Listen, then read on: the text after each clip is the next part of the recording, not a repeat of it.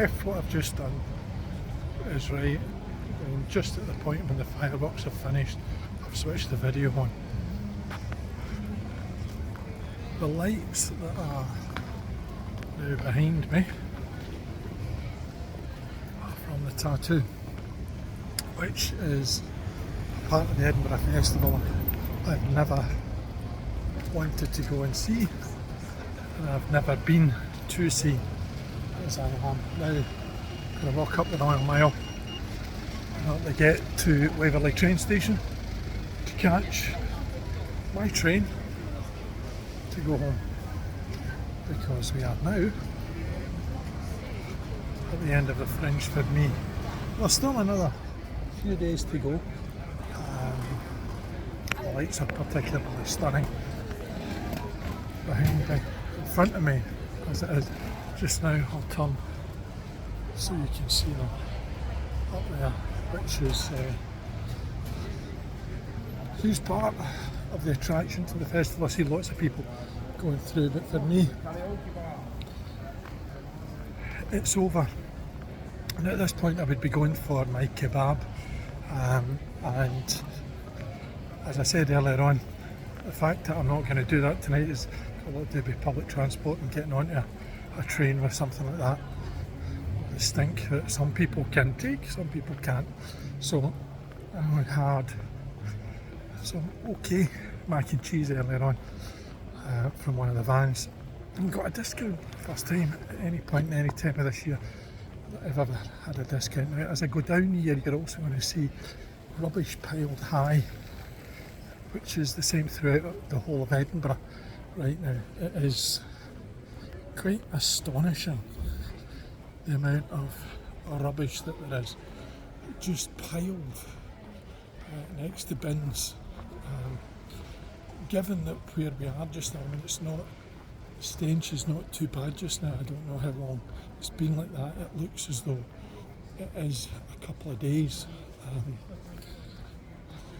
There's clearly some sort of industrial dispute. I know that there are talks ongoing with regards to some kind of settlement between local authority workers and local authority employers, so I wouldn't be surprised if there's industrial action which has led to that.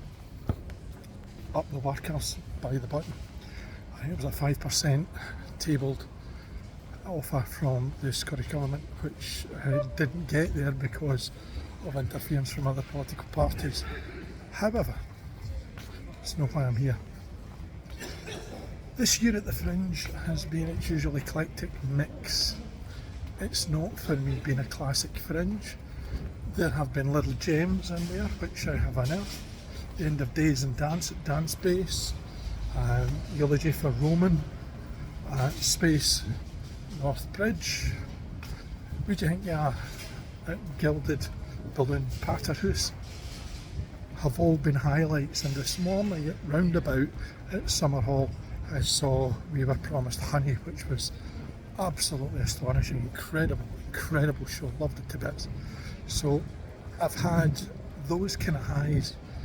I've had a few good shows, decent enough, from people, but not ones that I felt I could wholesale recommend. And a couple, only 2 this year out of 44 shows, 28 venues that I've seen, where I would say that I could not recommend them, and I did offer the reviews privately rather than put something up on a website or make it public what I felt was wrong with the performances, in accordance with our Fringe review policy. So yeah, it's had highs and it's had dips. I've said for many years that we think we have a cultural supermarket here and believe that we somehow have a Sainsbury or a Waitrose. In actual fact, often it's Aldi's or Lidl's, and I don't think this year has changed my mind much. It's been good to have something back. I don't know if this is precisely what I wanted to have back. The place has been hoaching, as we say in Scotland with people. It's been busy. There you can see those lights again. coming from the castle. Too busy. I've been in contact and conversation with a really good Swiss comedian called Michelle Colt, who, again, Just a Tonic at the Caves, I would recommend going and seeing. She's really good. Saw one today, which was a very curious show, which I really did enjoy. Church Girl Interrupted, German comedian, very, very interesting. So it's been a real mixture. The media for this, for a lot of new people, it's eventually found its feet, I think. But Just a Tonic again, with regards to, they took an entire Monday off for everybody, including their media people. Now, the thing that I had this conversation with Michelle Colt about was how, that's all right, it was fine having that massive amount of time off for their staff, a really good thing to do. But when you are charging performers the level that you're charging them, taking that day off, guess what? It means that they miss emails, they miss reviewers coming, they miss people who are potentially going to make a difference to their revenue. I'm not suggesting that my review is going to bring in thousands, but I do think it was potentially going to bring in a couple extra, or at least it was going to be used in publicity. I've seen less of that this year than I've ever seen before. Less of people putting things on the flyers which have come from our reviews or from any reviews, apart from the stars in certain, but not all, of the publicity that's out there. And Lynn Gardner at the stage had talked about how, having a 3-star review is not the end of the world, and it's absolutely right, it's not the end of the world. It is really important that you take the critical friend on board when you are reading what they've written about you, and not ending up with some kind of huff because they've said that they liked it to a point.